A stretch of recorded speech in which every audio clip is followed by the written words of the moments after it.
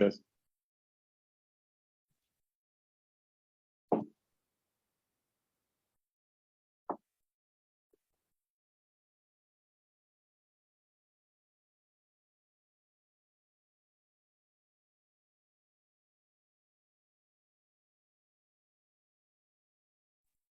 Adelante, doctor Fuller, que indique. Gracias. Muchísimas buenas noches. Nuevamente nos encontramos en las clases revisiones por parte de la Asociación Mexicana de Retina. En este caso tendremos hoy al doctor Patricio Rodríguez, que nos va a dar edema macular diabético. Patricio, muchísimas gracias por estar aquí. Estamos ávidos de escuchar tu plática hoy de edema macular diabético y recordarle a todos, mañana es nuestra última clase. Por lo cual fue la que se cambió del 11 de abril para el 26. Y Patricio, buenas noches nuevamente. Buenas noches, Emiliano. Muchas gracias por la invitación. Hablar de este tema que pues me gusta, me la paso bien hablando de él. Espero que a todos se les haga una plática divertida, amena, y tengan sus preguntas listas y con todo gusto las respondemos. Vamos a empezar. A ver, aquí un segundito. Primero, haciendo mis declaraciones financieras, pues he recibido principalmente apoyos de viajes, alguna beca para investigación de algunos laboratorios, pero para esta plática ninguna de ellas es relevante. El edema macular diabético es una entidad que todos vemos muy frecuentemente. La definición es, obviamente, pues un engrosamiento en la mácula que puede estar relacionada a exudados duros, que puede estar relacionada a hemorragias, a microaneurismas, y lo vemos, es la principal causa de pérdida visual en las personas con diabetes. La diabetes es un problema muy grande. Sabemos ahora que 1 de cada 11 personas en el mundo es diabética. Más o menos una estadística similar a la que tenemos en México, que si se dan cuenta aquí en este mapa de densidad, estamos entre alrededor de un 14% de diabetes en la población adulta. Tenemos una tasa de obesidad de un 30%, por eso tenemos tanta diabetes. Y aquí podemos ver que en la última encuesta de salud hablábamos de un 10.3% de la población, hasta un 10% de la población puede tener diabetes. Ya que todos, de 1 cada 10 tenemos diabetes, la prevalencia de retinopatía es más o menos en la mitad de las personas. Estamos hablando que más o menos 1 de cada 20 adultos va a tener retinopatía diabética. Y de estos, una tercera parte va a tener edema macular. Estamos hablando que más o menos 1 de cada 60 personas adultas va a tener edema macular. Agradezco al doctor Hans Fromo por esta diapositiva. Él hizo un cálculo de los datos de la cantidad de pacientes con edema macular estimados que tenemos en México y lo estimó en 800,000. Esto ya es una publicación de hace unos años. Seguramente estaremos cerca del 1,000,000. Entonces, dijimos que más o menos 1 de cada 50 personas va a tener edema macular diabético. La patofisiología es muy compleja. Hay factores de hiperglicemia, obviamente, que producen una disregulación de la circulación. Hay pérdida de vasos, hay procesos inflamatorios, hay liberación de radicales libres, y todo esto va a conllevar a la acumulación de líquido en la mácula. También están otras información más nueva. Hablamos de la unión neuromuscular, el control neuronal de los vasos que está afectado. Hablamos de las acuaporinas de las células de Müller que se ven afectadas, y eso produce que la célula de Müller se inflame, deje de controlar el líquido extracelular alrededor de las neuronas, y la consecuente edema que se presenta. Y sabemos desde hace mucho de los factores de riesgo. La duración de la diabetes es uno de los principales. Es más común en los pacientes con diabetes tipo 1. Está relacionado al grado de severidad de la retinopatía, aunque podemos ver edemas maculares con muy poca retinopatía. Le va mejor a los pacientes con un mejor control de la diabetes, un mejor control de hipertensión y un buen control de lípidos. Cada vez hacemos más hincapié en los lípidos. Para clasificar, la clasificación internacional la clasifica el edema macular como leve, moderado y severo, si está lejos, cerca o involucra la fobia. Pero es una clasificación un poquito impráctica. La que más usamos nosotros de manera clínica actual es si este edema macular tiene involucro central de la fobia o si no tiene involucro central. Esto es muy relevante porque vamos a tomar decisiones terapéuticas dependiendo del involucro central o del que no haya. Antiguamente clasificábamos el edema macular como edema macular clínicamente significativo. Creo que para la mayoría de nosotros ya no es necesario, aunque es pronóstico. Entonces, ese es el papel principal de esta clasificación, que podemos tener un pronóstico de un paciente por los estudios previos que sabemos, aunque ya no lo usamos como un indicador para tratamiento. Ahora, la pregunta más común que me hace, sobre todo amigos oftalmólogos que no se dedican a la retina, es cuando tenemos un paciente con edema macular, ¿qué es lo que tenemos que evaluar o qué estudios tenemos que pedir? En mi opinión personal, el estudio rey de la retina es el OCT estructural. Hay muchas cosas que podemos inferir de un OCT estructural. Nos va a ayudar a confirmar el diagnóstico y la localización de este edema. Nos va a decir si es con involucro central o no, qué tan lejos está de la fobia. Nos puede ayudar a clasificarlo, ahorita lo vamos a ver más adelante. Y nos puede servir como guía de tratamiento cuando queremos usar, por ejemplo, láser o cuando queremos ver biomarcadores para ver el pronóstico de un tratamiento o de otro. También podemos pedir fluoroangiografía. Yo personalmente he ido en desuso en la fluoroangiografía. No la uso en todos los casos. Hay quienes la usan en todos los casos, lo respeto, es válido. Nos sirve principalmente para clasificar el edema como difuso o focal, que eso podemos tener una idea desde el OCT estructural. Nos ayuda a tomar decisiones de tratamiento. Muy importante, nos ayuda a ver la perfusión foveal, si estos pacientes tienen isquemia foveal o no, que eso puede implicar decisiones terapéuticas también, como veremos más adelante. Y también, si vamos a un tratamiento con láser, que todavía puede haber algunos casos que valga la pena, pues nos guía para un tratamiento focal o de rejilla. La OCT-angiografía va ganando un papel en el edema macular, aunque el papel principal, en mi opinión, es nada más para detectar la perfusión foveal, si es un paciente que tiene isquemia foveal o no. La clasificación fluoroangiográfica hablábamos, puede ser focal cuando el edema se limita a las áreas del microneurisma y no es un edema generalizado por ruptura completa de la barrera hematoretiniana, como la podemos ver en esta área. Es un paciente que tiene exudados duros, ciscinados en esta parte aquí temporal de la fobia, y pueden ver en la angiografía cómo tiene esa fuga principalmente ahí. Una fuga focal, este es un paciente que pudiera llegar a ser, considerar el usar fotocoagulación en un momento dado. Y la fuga difusa, por otro lado, es una fuga en la que toda la cama vascular, capilar, está fugando y no podemos decir un punto específico en el que existe esta fuga y no son pacientes a menos a tratamiento. Aunque antiguamente hacíamos rejillas, se han dejado en desuso porque damos prioridad con el antiangiogénico en estos casos. En cuanto a la clasificación del OCT tomográfica, podemos clasificar como focal cuando tenemos un foco nada más, un área de edema, como podemos ver aquí en el mapa topográfico.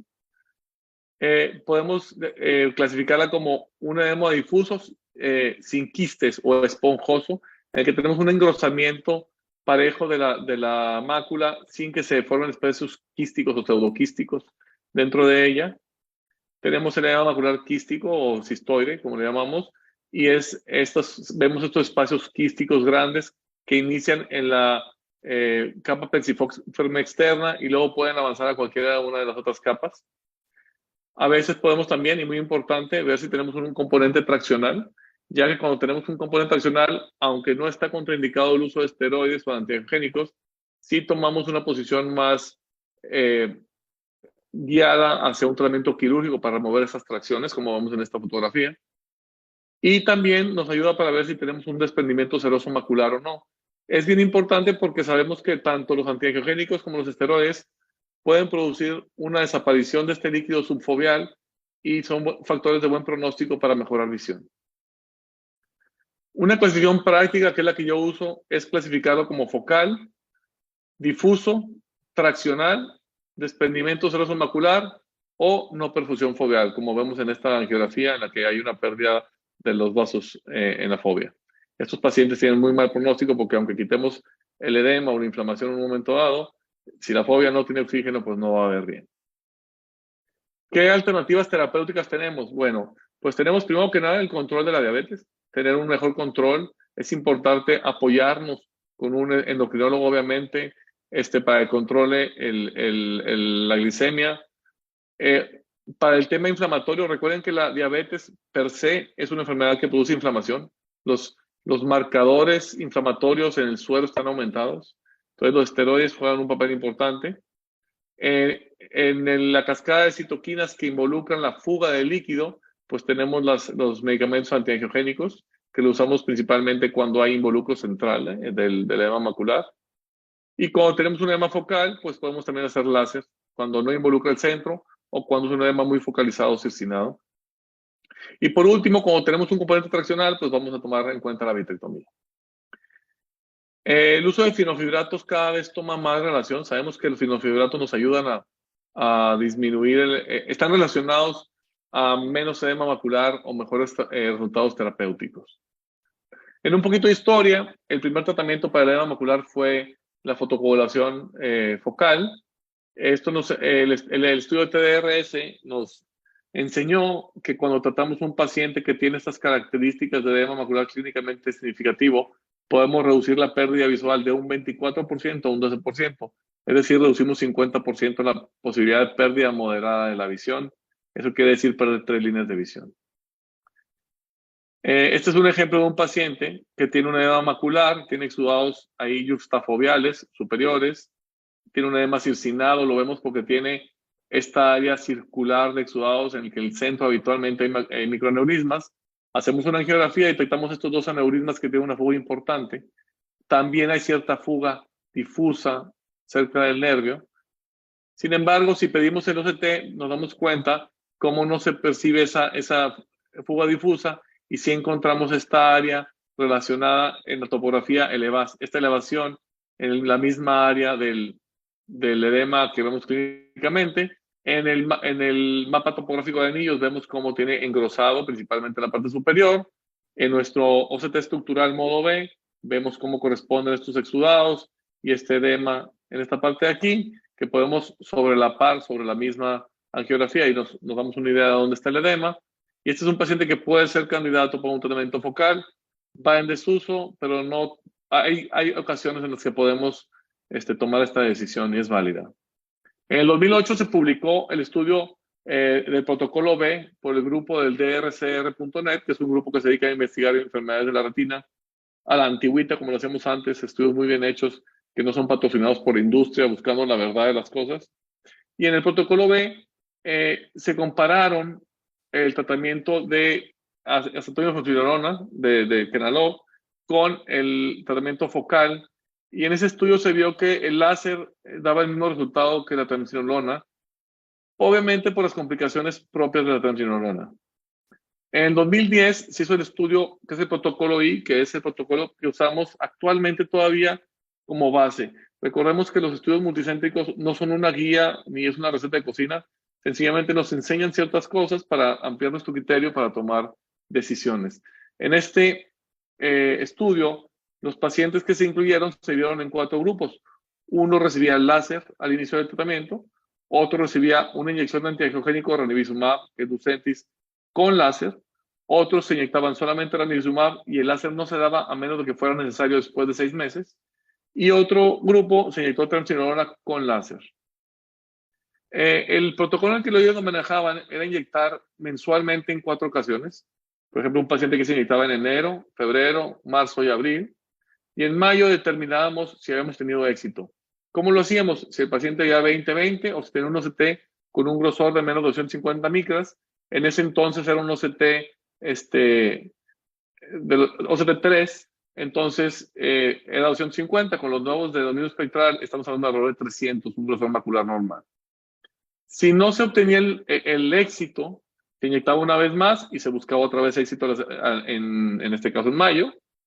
Y si no se obtenía, en junio decíamos, bueno, ya inyectamos en 6 ocasiones. Si este paciente no ha llegado a 20-20 o se ha quitado por completo el edema, entonces vamos a suponer que esto es lo mejor que este paciente puede estar. Si después de 6 inyecciones a lo que yo haya llegado es lo mejor que puede estar y ahora se trata de mantener esa visión que ya hemos obtenido después de 6 inyecciones. La mayoría de los pacientes requerían las 6 inyecciones. Pocos pacientes llegaban al éxito antes de los 6 meses. Y se trataba solamente de buscar criterios de estabilidad, que era evitar la pérdida de una línea de la visión o un aumento del grosor del 10%. Y así, cada mes íbamos evaluando si los pacientes estaban estables o no. Estos fueron los resultados de ese estudio. Aquí pueden ver las 2 líneas superiores son los pacientes que se trataron con ranibizumab, con un antiangiogénico. Esos pacientes tuvieron una mejoría temprana y sostenida, al año y a los 2 años. Los pacientes que se inyectaron triamcinolona, kenolog, tuvieron una ganancia visual inicial, pero luego disminuyó la visión y es principalmente por la formación de catarata. Y los pacientes que recibieron solamente láser tuvieron cierta ganancia, pero muy limítrofe y muy por debajo de lo que lo vimos en los pacientes tratados con antiangiogénicos.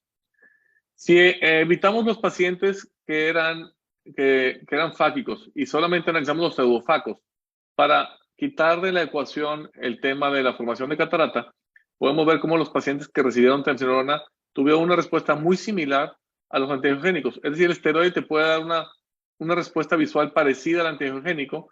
Sin embargo, la formación de catarata puede estropearte la mejoría que estás teniendo a nivel macular. En cuanto a los grosores maculares, también pueden ver cómo tanto antiangiogénicos como esteroides producen una disminución muy importante del grosor macular. El láser también la produce, pero más lenta. Es importante, para tener algo de criterio, que vean la cantidad de inyecciones en cada grupo de estudio después de un año. Los pacientes recibieron alrededor de 11 inyecciones, ¿ok? Entonces, cuando hablen con un paciente, tienen que hacerles entender que estos pacientes que van a requerir múltiples inyecciones. No van a ser 3 inyecciones, en promedio van a ser 11 el primer año. Ahora, en cuanto a complicaciones, pues obviamente el grupo con triamcinolona tuvo la mayor tasa de complicaciones, ya que la mitad de los pacientes tuvieron problemas con la presión intraocular. Algunos de ellos requerían cirugía de filtrante. A la par de este estudio, se publica el primer estudio, ahora sí, este es un estudio que fue patrocinado por la industria, que evaluaba el uso de ranibizumab, Lucentis, inyecciones mensuales por 2 años sin parar, y se obtuvieron unos excelentes resultados. Obviamente aquí no damos pie a que el paciente tenga deterioro después de una mejoría porque estamos sosteniendo el tratamiento con el antiangiogénico.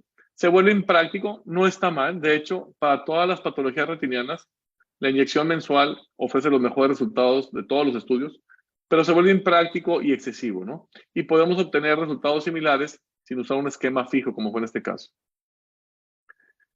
En 2014 se evaluó el Aflibercept, producto llamado Wetlea en México o Eylea en el resto del mundo, en el que se hicieron varios grupos, un grupo con láser, un grupo que se inyectaba cada mes y otro cada 8 semanas, después de haber tenido 5 dosis mensuales de carga. ¿Okay? Los resultados fueron parecidos a lo que vimos en el otro. Es un estudio con un tratamiento sostenido, sin análisis, solamente inyectando cada mes o cada 8 semanas, dependiendo de cada grupo, y hay una mejoría muy similar en los dos grupos. Actualmente tenemos 3 antiangiogénicos disponibles o que se usan de manera rutinaria. Está ranibizumab, que es Lucentis, Aflibercept, que es Wetlea, y bevacizumab, que es Avastin. Antiguamente teníamos también el Sibaflibercept, que es el Saltrap, pero actualmente está en desabasto en México.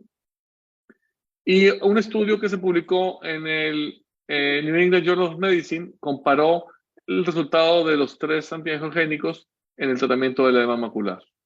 Se comparó bevacizumab, que es un anticuerpo completo, como lo pueden ver en el esquema del lado izquierdo, con Aflibercept, que es una proteína quimérica que tiene una fracción cristalizable, son estos de aquí abajo, de anticuerpo, con los receptores naturales para el VEGF, es mucho más afín que el anticuerpo, y ranibizumab, que es la fracción anticuerpo, la parte de adelante, de un anticuerpo humanizado contra el factor de crecimiento endotelial vascular, en inglés llamado VEGF. En este estudio se hicieron el mismo protocolo que platicamos anteriormente, el protocolo I, de inyectar en 4 ocasiones, ver si hubo éxito, si no una quinta, ver si hubo éxito, si no una sexta, y si no, mantener al paciente con los diferentes medicamentos. Las visitas eran cada 4 semanas y llevaban control con OCT. Estos fueron los resultados de todo el grupo de pacientes. Los pacientes con Aflibercept ganaron 13 letras, los pacientes con ranibizumab 11 letras y los pacientes con bevacizumab 10 letras. Esto fue a un año. Se consideró que Aflibercept fue superior a bevacizumab y fue la única diferencia estadísticamente significativa.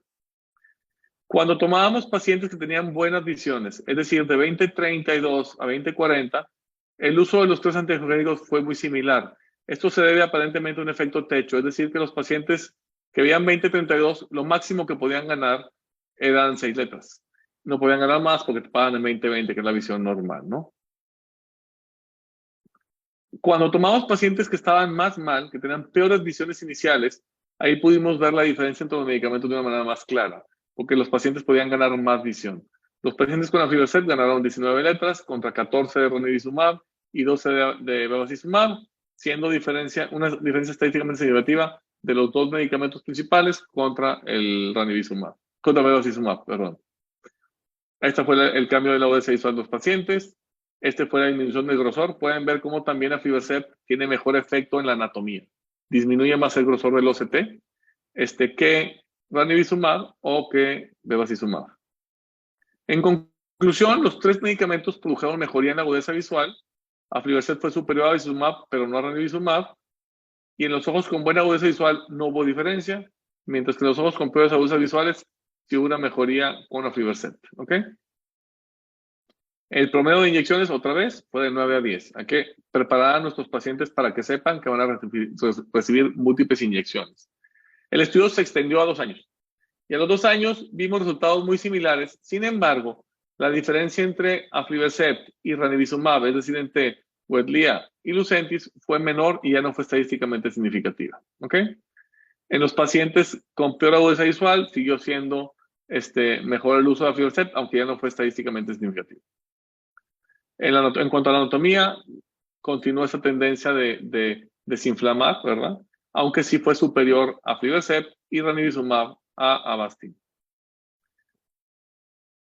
Ahora, si analizamos estos pacientes, bien importante es, cuando nosotros tenemos un paciente, creemos que inyectar el antiangiogénico debe de mejorar y se debe de desinflamar.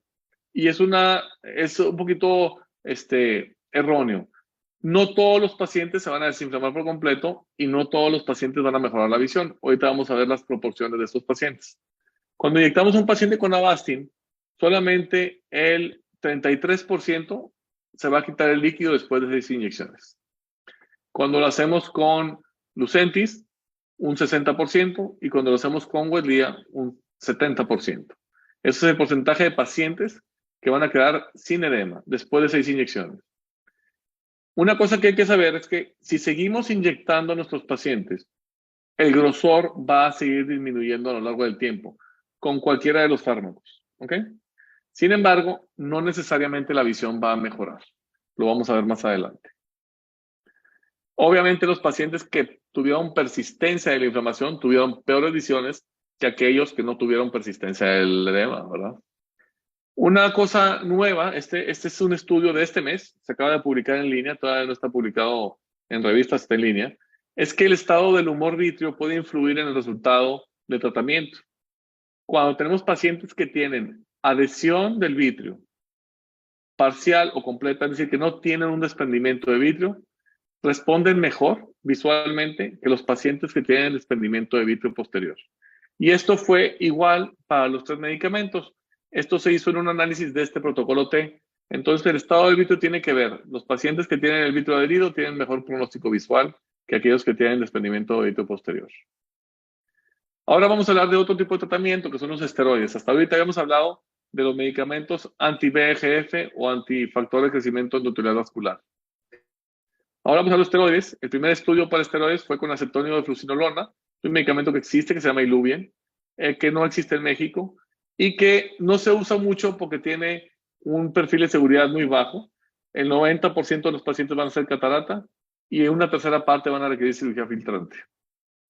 En el 2014 se usa otro implante, que es el de dexametasona. No estamos hablando de dexametasona líquida, estamos hablando de un implante que es del tamaño de un grano de arroz, que se inyecta dentro del ojo y que va liberando dexametasona de manera paulatina prolongada. Este estudio, que se llama MID, demostró que al inyectar el medicamento se tiene una ganancia visual mayor que pacientes que no reciben tratamiento. Una de las cosas que vimos otra vez, parecido a lo que les enseñé en el primer estudio del protocolo B, es que los pacientes que se inyectan esteroides desarrollan catarata, ¿verdad? Entonces, la ganancia inicial de la visión, que podemos ver aquí en las 2 tablas, va disminuyendo a lo largo del tiempo por la formación de catarata. Del lado izquierdo, la gráfica A son pacientes que eran fágicos, que desarrollaron catarata, y el lado B son pacientes que eran pseudofacos, es decir, que no podían desarrollar catarata, y la visión se mantuvo con la ganancia inicial. Los efectos secundarios de catarata y de elevación de la presión intraocular pues fueron marcados.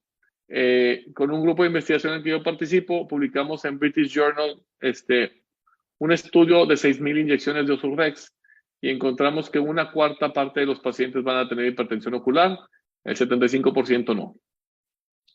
Ahora, ¿qué uso yo? ¿Un antiangiogénico o un esteroide? Bueno, hay un estudio comparativo entre angiogénicos y esteroides que fue desarrollado por la doctora Samantha Fraser, que está ahí en la flechita, y ellos compararon head to head, o sea, en la igualdad de circunstancias, las inyecciones mensuales de Avastin, de bevacizumab, contra el implante de dexametasona. No hubo una diferencia estadística entre los dos tratamientos en cuanto a la visión, pero sí en cuanto a la cantidad de inyecciones. Los pacientes que se inyectaban los Urdex recibían mucho menos inyecciones que los pacientes con bevacizumab. También la mejoría anatómica era mucho mejor con los pacientes con los Urdex que con los pacientes con bevacizumab, que con Avastin. Si llevamos este estudio a 2 años, vemos cómo realmente los cambios en la visión en ojos pseudofáticos fueron muy similares, pero una vez más, en los pacientes cuando son fáticos, por el dexametasona van a desarrollar catarata y eso va a hacer que disminuya la ganancia visual. De tal manera que los pacientes que son pseudofáticos son pacientes que pueden recibir un esteroide o un antiangiogénico con la misma posibilidad de ganancia. Y en cambio los ojos fáticos, pues tenemos el factor catarata que nos guía más a usar un antiangiogénico que un esteroide. Una vez más, en cuanto a anatomía, pues el esteroide es muy superior al antiangiogénico. En conclusión, los esteroides son tan efectivos como los antiangiogénicos en el tratamiento inicial, pero esta mejoría puede ser enmascarada por la protección de catarata y una cuarta parte van a presentar hipertensión ocular, que con este medicamento específicamente se controla muy bien con gotas. Ahora, ¿qué de la vitrectomía? Bueno, el tema de la vitrectomía es un tema complejo cuando hablamos de vitrectomía en la que no hay un componente traccional. Si tenemos una membrana hiperteniana o una hialoides posterior tensa o tracción vitreomacular, la vitrectomía puede funcionar muy bien. Pero ahorita vamos a platicar de vitrectomía en pacientes que no tienen tracción vítrea, como tratamiento primario o como tratamiento ayuntivo. Estos son metaanálisis en los que comparaban el uso de vitrectomía contra láser, ¿verdad? Y podemos ver cómo cuando en el tema de anatomía, a 6 meses, a los pacientes que se hacían vitrectomía les iba mejor que los pacientes que se daban láser macular. Sin embargo, a 12 meses se perdía este efecto y en ningún momento era superior la vitrectomía al láser en cuanto a agudeza visual. De tal manera que la vitrectomía para tratamiento de edema macular diabético no es una muy buena idea. Este es otro metaanálisis diferente que obtiene los mismos resultados. Una mejoría en la anatomía a 6 meses, pero sin mejoría visual, y a 12 meses los mismos resultados con láser o con vitrectomía. Habrá quien debata que diga, bueno, el tema es que no les hicieron pelaje de la membrana limitante interna, que es algo que a veces hacemos para tratar de quitarle edema. Y hay otro metaanálisis que evalúa precisamente eso, vitrectomía contra vitrectomía con pelaje de la membrana limitante interna, y no hay una diferencia en cuanto a visión ni en cuanto a grosor. Ahora me pueden decir, bueno, hay pacientes que tratamos con antiangiogénicos y no mejoran. ¿Cómo les va con vitrectomía? Bueno, una vez más, la anatomía, es decir, el OCT mejora un poco, pero sin ganancia en la agudeza visual. Pero ojo, si a estos pacientes que vitrectomizamos al término de la cirugía les ponemos un implante de dexametasona, mejoran en agudeza visual y en grosor. En conclusión, los datos no son concluyentes, muestran beneficio en el grosor macular central, pero no en la agudeza visual, y tienen una mejoría visual significativa cuando se combina con un implante de dexametasona. Ahora, otro tema es el láser micropulsado. Es un tema que está muy de moda y es un poco controversial. Y en general el láser micropulsado funciona muy bien cuando se combina con un antiangiogénico. No quiero satanizar el tratamiento, es un tratamiento que puede funcionar. Es un nicho del tratamiento que la gente que lo hace de manera frecuente, yo no lo hago de manera frecuente en esta enfermedad, hablan de que puede dar tratamientos repetitivos y pueden ir mejorando con el tiempo, pero en general es mucho mejor el tratamiento con antiangiogénicos. Este es un estudio que evalúa el tratamiento micropulsado contra tratamiento convencional y lo que encontraron en este metaanálisis es que el resultado del láser convencional contra micropulsado fue el mismo. ¿Qué es lo que yo recomiendo? Pues en un paciente con edema macular diabético, si es fático, es decir, que no ha sido superado de catarata, pues iniciar con un tratamiento con antiangiogénico, una inyección por mes por 3 meses, es decir, enero, febrero y marzo, ¿ok? Guiándonos por los lineamientos del protocolo I, saber que a veces tenemos que inyectar más ocasiones, ir viendo si tienen mejoría visual, seguir inyectando. Cuando un paciente estamos inyectando y está ganando visión en cualquier patología, hay que seguir inyectando, a ver hasta dónde podemos llegar. Si un paciente le mejoramos la visión y luego baja la visión, hay que inyectarlo para recuperar la visión perdida, ¿ok? Hay que considerar el implante de dexametasona en pacientes sedofacos o pacientes que no pueden venir frecuentemente a consulta. El implante de dexametasona es muy popular en Europa, precisamente porque si nos guiamos por los protocolos de antiangiogénicos, deberíamos de inyectar a nuestros pacientes probablemente 9 a 11 veces el primer año. Y en una institución es muy difícil que un paciente pueda acceder a 11 citas para inyección en un año, si no es que es imposible. Entonces, por eso en Europa se usa mucho el implante de dexametasona, porque esos pacientes tendrán que venir 2 a 3 veces al año en vez de 11. Ahora les voy a presentar un caso clínico. Es un paciente masculino de 73 años, diabético, hipertenso, que llega con una velocidad visual de 20-60 en el ojo derecho y 20-100 en el ojo izquierdo. Estas son sus fotos clínicas. Vemos unos pocos exudados en el ojo derecho, hay temporal de fobia, hemorragias abundantes, tiene líquido intraretiniano, ahorita lo vamos a ver en el OCT. La angiografía nos muestra fuga macular, una fuga difusa en el ojo izquierdo. Este es el OCT, se ve un poquito opaco, una disculpa, pero es uno OCT que trae 334 milímetros de grosor, trae algunos quistes centrales que involucran la fobia. El ojo izquierdo tiene un desprendimiento seroso de la fobia, tiene focos hiperreflectivos y tiene un edema esponjoso. ¿Ok? Este paciente en el ojo derecho recibió 3 inyecciones de anti-VEGF separadas por un mes y vemos cómo el edema subsidió, la visión no mejoró, es un ojo que está topado a esa visión. Y en el ojo izquierdo tuvo un aumento en el grosor y la visión disminuyó después de 3 inyecciones de anti-VEGF. Entonces, ¿qué hacemos con este paciente? Es un paciente que tiene una edema macular, que lo inyectamos y que no responde. ¿Ok? Bueno, entonces vamos a ver un estudio que se publicó que se llama, bueno, no es un estudio, más bien es un análisis que se hizo del protocolo I, del primer protocolo que vimos hace rato. Y el análisis consistió en el siguiente. Evaluaron a los pacientes en cómo respondieron después de 3 inyecciones. Es decir, el paciente que se inyectó en enero, en febrero y en marzo, se evaluó en abril para ver qué tanta visual había tenido, ganancia visual había tenido. Si se fijan acá en el diagrama de la izquierda, de colores, el 40% de los pacientes, la mayoría de los pacientes, bueno, la mayoría como grupo, pero el 40% de los pacientes no mejoraron más de una línea de visión. ¿Ok? El 37%, por el contrario, mejoraron 3 o más líneas de visión y un 23% mejoraron algo entre 1 y 3 líneas. ¿Ok? Entonces pueden ver que un grupo muy importante de pacientes no va a mejorar su visión después de 3 inyecciones de antiangiogénico. ¿Ok? Y lo que hicieron en este estudio es agruparlos. Entonces, los pacientes que mejoraron menos de 5 letras los pusieron en el grupo rojo. Los pacientes que fue de 5 a 10 letras en el grupo verde y los pacientes que fueron 10 o más letras, pero en 2 líneas, no 3 líneas. 2 líneas en el grupo azul. Y los siguieron a lo largo del tiempo y se dieron cuenta que después de 3 años, en promedio, los pacientes seguían con la misma visión. ¿Qué quiere decir esto? Que la visión, la mejoría visual al cuarto mes después de la tercera inyección, nos da un panorama de cómo le van a ir a estos pacientes. Ahora, vamos a analizar el grupo que se trató que no mejoró más de una línea después de 3 inyecciones. Si se continuaban inyectando, la mitad de los pacientes iban a terminar igual, con una visión, una ganancia visual menos de una línea. Alrededor de un 30% de los pacientes iban a mejorar si seguíamos inyectando el mismo medicamento. ¿Ok? Pero estamos hablando que eso sería a 3 años. Entonces, cuando tenemos un paciente que no mejora de manera temprana, lo más probable es que no va a mejorar si seguimos haciendo lo mismo.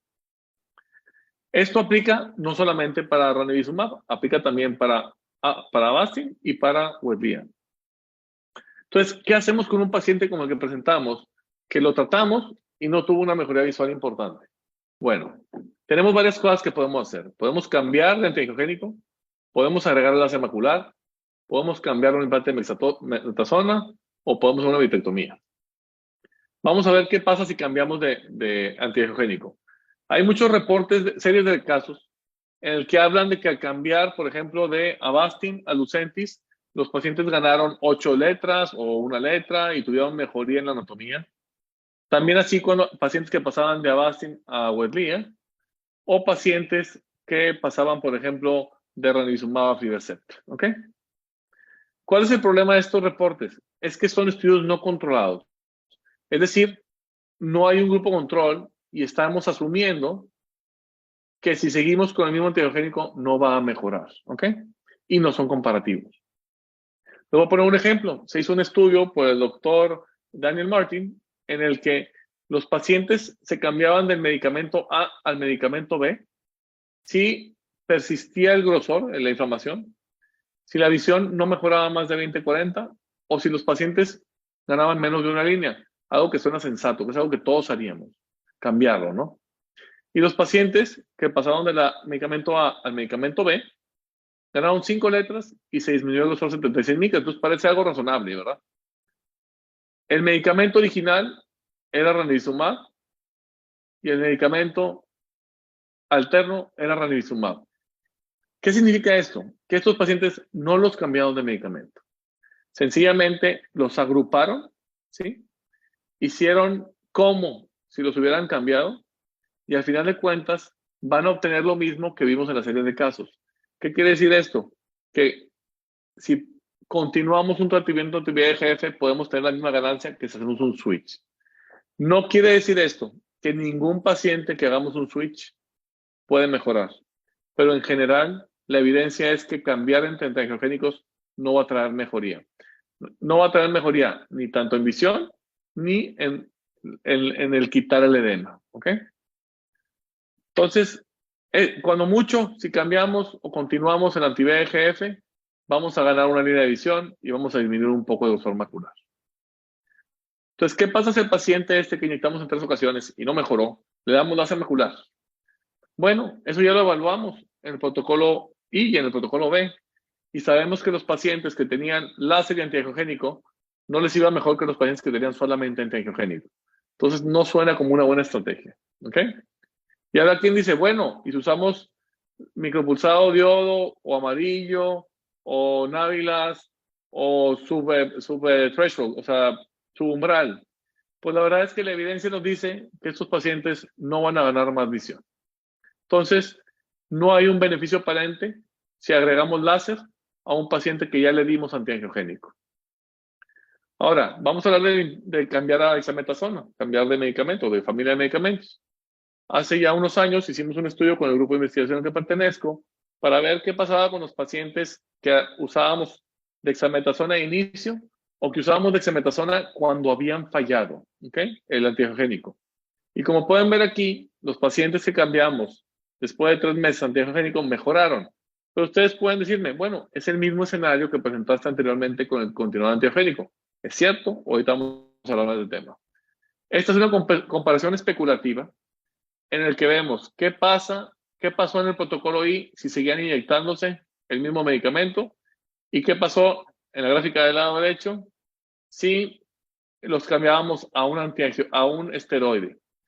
Obviamente no podemos comparar un estudio con unas características con otro estudio con otras características. Por eso nos dimos a la tarea con el grupo que estoy de hacer un estudio comparativo en el que comparamos los resultados funcionales y anatómicos de continuar tratamiento anti-VEGF o cambiar a los pacientes a un implante de dexametasona cuando no habían respondido al antiangiogénico a 3 meses. ¿Por qué 3 meses? Porque acuérdense que hablamos en el protocolo EARLY que después de 3 meses podemos más o menos saber cómo le va a ir a un paciente. Entonces, si después de 3 meses no mejoran, puede ser una buena idea cambiar. Fue un estudio internacional multicéntrico, incluyendo pacientes mexicanos. Estos pacientes eran diabéticos que tenían visiones entre 20-25 y 20-200, con grosores mayores de 300 micras, con líquido dentro de la retina y que jamás habían recibido tratamiento. Estos pacientes se inyectaban en 3 ocasiones antiangiogénico. Y vimos si mejoraron más de una línea o si se redujo el edema macular. ¿Ok? O sea, aquellos pacientes que no mejoraron más de una línea y en los que no se redujo el grosor más del 20%, fueron divididos en dos grupos, en aquellos que siguieron recibiendo antiangiogénicos o aquellos que se cambiaron al implante de dexametasona. Y luego comparamos la visión del mes 3, que no habían respondido, al mes 12. ¿Cuánto fue la cantidad de tratamientos? Bueno, estos pacientes recibieron en promedio 4 inyecciones en los siguientes 9 meses, después de los primeros 3 iniciales, y los pacientes con un implante de dexametasona recibieron 1.4 en promedio. ¿Qué descubrimos? ¿Qué pudimos evaluar? Que los pacientes que se cambiaban a dexametasona tenían una ganancia estadísticamente significativa mayor que aquellos pacientes que continuaban con anti-VEGF, numéricamente 6 letras. ¿Okay? Y también tuvieron una disminución de 100 micras en el grosor macular, en comparación con continuar con anti-VEGF. Este estudio lo corrimos después a 24 meses. Vimos los mismos resultados. El cambio nos produjo un beneficio sostenido, o sea, no fue de unos meses, se continuó. Y también vimos en esta gráfica que vemos, qué pasa cuando cambiamos al paciente, no a los 3 meses, sino al año. Si estuvimos inyectando por un año antiangiogénico y lo cambiamos hasta el año, vemos cómo esos pacientes no mejoraron tanto como los pacientes que cambiamos a los 3 meses. Por eso no debemos de retrasar el switch. Si un paciente se inyecta en 3 ocasiones y no tiene una mejoría visual, vale la pena cambiar un implante de dexametasona. Excepto, les diré yo, en un paciente que se inyectó anti-VEGF 3 ocasiones, no mejoró la visión, pero si el OCT demuestra que ese ojo no tiene líquido, no tiene inflamación, esa mácula probablemente ya no tiene más que dar. ¿Ok? Entonces, esa sería como la excepción. Pero si ustedes inyectan a un paciente en 3 ocasiones, no mejora la visión de manera importante y persiste algo de líquido, vale la pena cambiarlo a un implante de dexametasona al 4.º mes. Habrá quien me diga, es que hay un estudio que evalúa eso de DRCR.net, que es el protocolo U, y no encontró diferencia. Bueno, primero que nada, el protocolo U encontró que el añadir dexametasona al esteroide nos disminuye el grosor 100 micras, ¿ok? O sea, tiene un efecto muy importante en la anatomía. Sin embargo, la visión no se vio reflejado. ¿Y por qué puede ser eso? Bueno, en el estudio lo dicen. Originalmente solamente iban a incluir ojos pseudofacos y al final más de la mitad de los pacientes eran fáquicos, eran propensos a catarata. Incluyeron pacientes que llevaban más de 6 inyecciones en los últimos 8 meses. O sea, pacientes que realmente estaban muy mal y no había un enmascaramiento de los investigadores ni de los coordinadores. No era un estudio doble ciego. ¿Ok? El 60% de esos pacientes, les repito, eran fáquicos. La mayoría de los pacientes veían más de 20-50, es decir, había un efecto techo. O sea, había pacientes que empezaron con visiones de 20-30, no pueden mejorar mucho más. Es más difícil determinar una diferencia cuando el margen que pueden ganar es menor. Y además, la mitad de los pacientes tenían un grosor menor de 350 micras. O sea, eran ojos que estaban muy bien, tenían muy poco que ganar. Los pacientes incluidos no eran los mejores ojos para encontrar diferencias. Y a pesar de eso, si los dividimos por pseudofacos o fáquicos, hubo una diferencia de 6 letras de ganancia. Solamente por estado fáquico, por la formación de catarata. En conclusión, los pacientes con mala respuesta funcional al anti-VEGF a los 3 meses, que son el 40%, tienen muy pocas probabilidades de tener una buena respuesta a largo plazo. Muchos estudios nos han indicado que esos pacientes, al cambiarlos a un implante de dexametasona, pueden tener mejoría y entre más temprano sea el cambio, mejor sea el resultado funcional. Este es el paciente que les presenté anteriormente, después de 3 inyecciones que no tuvo mejoría. Después de su primer implante de dexametasona, la visión mejoró de 20/400 a 20/70. Se resolvió el líquido subretiniano. Después de su segundo implante, se quedó sin el líquido subretiniano y además tuvo un mejor beneficio en el grosor macular. Ahora, otro tema, son pacientes que ya fueron previamente vitrectomizados por una retinopatía proliferativa, por un hemovitrio. Bueno, sabemos por estudios en animales que los ojos vitrectomizados pierden muy rápido el medicamento. A las 4 semanas el medicamento ya no es detectable dentro del ojo, en comparación con ojos no vitrectomizados que podemos encontrar el medicamento aún 8 semanas después. Sí, y en cambio el implante de dexametasona, como es sólido, mantiene su concentración independientemente del estado de vitrectomizado o no. Otro punto para tocar, ya estamos por terminar, es ojos que tienen buena visión. En todos los estudios previos a que estoy platicándoles, que también lo hicimos con el grupo de investigación, los ojos eran ojos que tenían agudezas visuales peores de 20/32. En este estudio incluimos pacientes con agudezas visuales mejores de 20/32, es decir, 20/20, 20/25.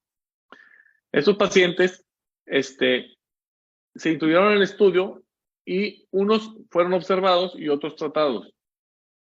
Me voy directamente a los resultados. Los pacientes que fueron observados, ¿ok? Aquí los vemos, ganaron 1.8 letras y los pacientes tratados perdieron 3 letras. ¿Qué quiere decir esto? Que en ojos con buena visión, observarlos es una buena idea. Sin embargo, si estos pacientes empiezan a mostrar deterioro, que lo vamos a ver aquí, es muy importante iniciar el tratamiento temprano y agresivamente, ¿ok? Pues aquí pueden ver estos pacientes que observamos, algunos perdieron y a los 6 meses se empezó el tratamiento intensivo y pudieron recuperarse, ¿ok? Entonces, cuando tienen pacientes que tienen 20/20 o 20/25, lo ideal es vigilarlos cada mes o cada 2 meses y cuando empiecen a perder visión, empezar a tratar.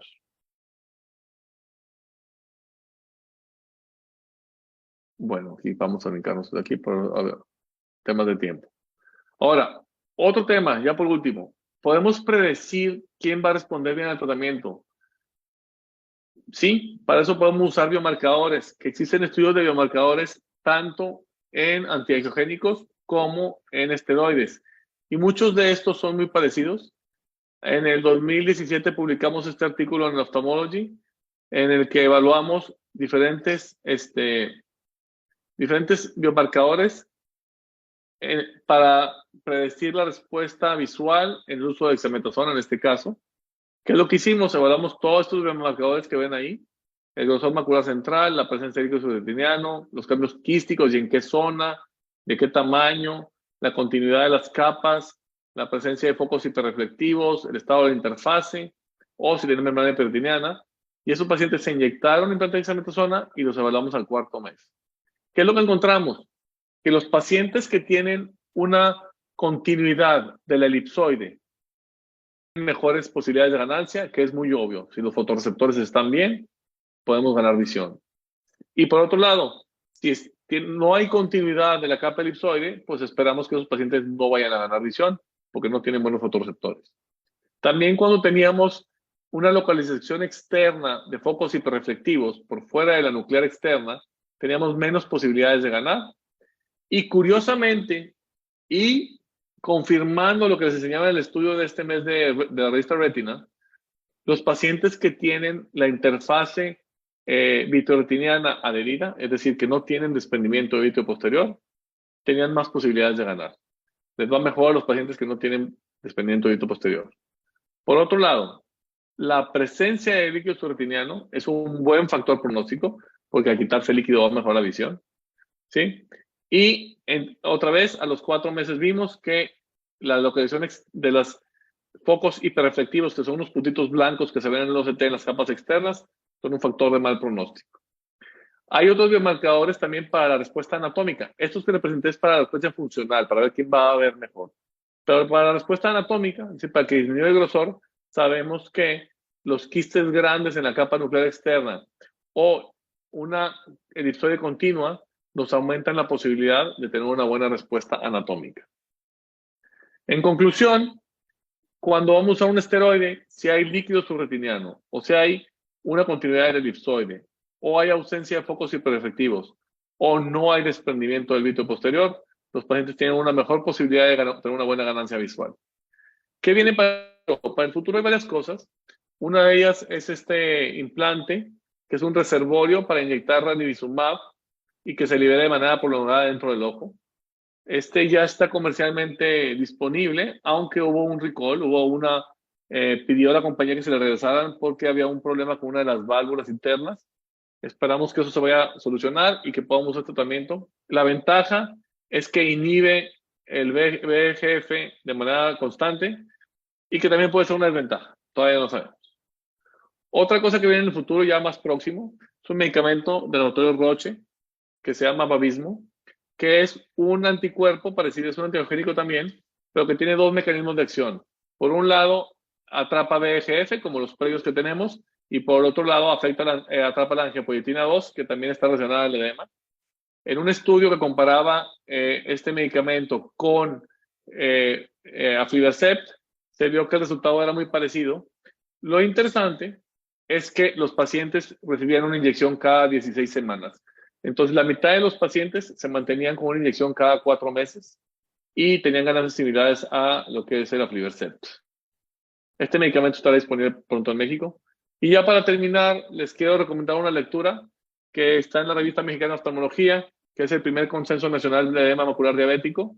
Pueden escanear el código QR, lo voy a dar a la liga, y pueden descargarlo de manera gratuita.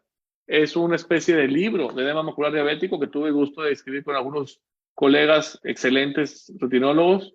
Viene por capítulos, viene muy bien explicado para que quiera tener una guía más desarrollada de esto que acabamos de ver. Les agradezco por su tiempo y estoy a la espera de preguntas. Patricio, excelente plática. Creo que nos has llevado a través de todos los protocolos, ¿no? Te quería preguntar, mientras damos un poquito de tiempo, me gustaría que regresaras y dejaras a lo mejor el código QR para que el que pueda, mientras estamos platicando, ¿no? Poder escanearlo. Claro que sí. Sí, como que la previa, exacto. Y ahí si quieres, vamos platicando algunas preguntas mientras lo pueden ir copiando y esperamos algunas. Te quería platicar, los pacientes que tienen tracciones y los detectas por OCT, posterior a que entonces haces una vitrectomía, ¿inicias el tratamiento o esperas un tiempo para ver cómo se soluciona este edema macular que tenía tracción o inicias antiangiogénicos? Fíjate que podemos iniciar el antiangiogénico de manera inmediata, que es algo sensato también, no solamente por el tema del edema macular diabético, también porque nos puede ayudar a prevenir complicaciones como glaucoma neovascular después de un tratamiento. Sin embargo, te soy honesto, Emiliano, el primer artículo que publiqué de Osurdex fue un artículo de edema macular persistente posterior a vitrectomía. Y entonces el uso de un esteroide también puede ayudarte. Hay gente, en Sudamérica se usa mucho inyectar un esteroide al término de la vitrectomía, que puede ser a través de un trocar. El Osurdex cabe a través de un trocar 23. Pero también puede ser con un antiangiogénico. La verdad es que no hay un estudio que nos diga la verdad de esa pregunta. Creo que es válido esperar también, pero pues puedes dar un empujón con un antiangiogénico antifuga o con un esteroide. Ok.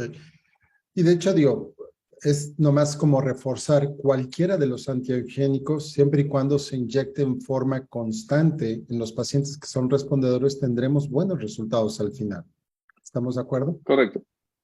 Sí, en el tema anatómico sí nos va a ayudar, pero en el tema visual, un 40% no van a tener respuesta, una respuesta nula, y el otro porcentaje, pues, unos bajos y unos muchos, pero sí, vale la pena.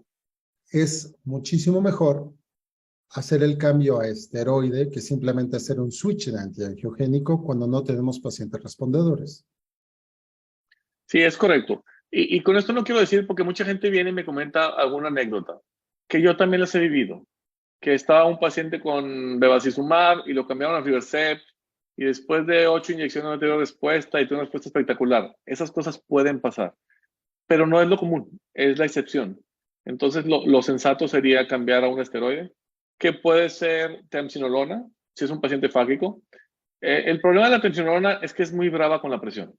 El Osurdex es muy ligerito con la hipertensión ocular, casi siempre se quita, dura 2 o 3 meses y se quita solo con el efecto del Osurdex. Pero la temsinolona sí te puede llevar a cirugías filtrantes. La desventaja, pues, es el costo. La temsinolona es muy barata y el Osurdex es, pues, más caro, ¿verdad? Claro. ¿Cuándo valorar el segundo implante? ¿A partir del 6º mes de dexametasona o te esperas o lo haces antes? O sea, creo que ahí también habría que ser un poquito más puntual para la audiencia. O sea, ya cambiaste, Sí, tienes... es una excelente pregunta, Emiliano, porque cuando Allergan en su momento desarrolla Osurdex, su intención es que dure 6 meses. Y así lo prueba en su primer protocolo, que es el protocolo Geneva para oclusiones vasculares. Y lo que aprendieron principalmente es que no dura 6 meses, ¿ok? Entonces, es raro el paciente que te va a durar 6 meses. En la práctica, evaluar al paciente entre el tercer y cuarto mes es normalmente donde empieza a recurrir el edema. Entonces, cuando lo inyectas, a las 2 semanas empieza a bajar, a los 2 meses es el punto máximo, tanto del efecto antiinflamatorio como del efecto hipertensor ocular. Y después del segundo al tercer mes y medio baja muy rápido el efecto. Entonces, normalmente los evaluamos al cuarto mes es un buen punto.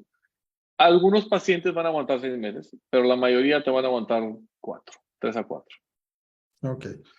Y digo, respondiendo aquí la pregunta de la doctora Elena Torres, es muy diferente cómo tratamos el edema macular diabético al treat and extend de degeneración macular. No confundir cómo inyectamos a estos pacientes.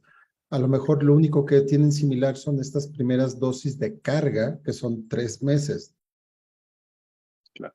Sí, es correcto. Un tema importante, doctora, es que no podemos confundir las patologías. Principalmente porque la degeneración macular es una enfermedad destructiva. O sea, si no la tratamos de manera puntual, la enfermedad gana terreno, destruye fotorreceptores y perdemos visión. En el edema macular diabético o oclusiones vasculares podemos ser un poquito más relajados porque si regresa el edema, un poco de edema no va a tener un impacto importante sobre la visión y nos da la oportunidad de tratar. Sin embargo, sí hay protocolo de tratar y extender para diabetes, pero se maneja de una manera muy diferente. Es muy complejo y muy poca gente lo usa. Casi siempre lo hacemos con observación, un PRN. La verdad es que los pacientes se vuelven muy cíclicos. Entonces tú ya sabes que un paciente le inyectas un antiogénico y va a recurrir a las 10 semanas y ya sabes que recurre a 10 semanas y lo citas cada 10 semanas, ¿verdad? Y si te inflama un poquito más no pasa nada. Pero si normalmente se puede hacer tratar de extender, no lo hacemos en base a visión, lo hacemos en base a SOTs, con unos criterios bien complicados. Es mejor, puede hacer un PRN si lo vigilas bien al paciente. Bien, perfecto. Pues yo creo que no hay muchas preguntas. Tu presentación es excelente y además cualquiera que de repente quiera tener un poquito más de información puede revisar la publicación que hicieron, ¿no? Y tomar un poquito más de pauta en algunas de las preguntas. Pero Patricio, ¿alguna cosa que quisieras puntualizar para este cierre? Sencillamente que es difícil darle seguimiento a los pacientes con diabetes. Los pacientes se enferman de otras cosas, del riñón, de la presión arterial, etcétera, problemas en los pies. Entonces, es importante tratar de apegarnos al tratamiento, educar al paciente. Muy importante decirle al paciente que va a requerir múltiples intervenciones, ¿verdad? Porque a veces es difícil para nosotros, cuando otro doctor les dijo, es que se van a poner 3 inyecciones nada más, convencerlos de que va a requerir 11 inyecciones en un año es muy difícil. Entonces, nada más hacer hincapié que es una enfermedad crónica que se puede controlar, pero no la podemos curar, pero no limitar el número de inyecciones en la plática. Perfecto, muchísimas gracias. Excelente plática y yo creo que está abundando el chat en la cantidad de felicitaciones. Patricio, muchísimas gracias. Al contrario, Emiliano, muchas gracias a ustedes y nos vemos en la próxima. Excelente. Muy buenas noches y gracias a todos. Recordarles que mañana es la última clase por parte del doctor Antonio López y la doctora Rosa Garnica con el síndrome de tracción vidrio macular. Gracias a todos y buenas noches. Buenas noches.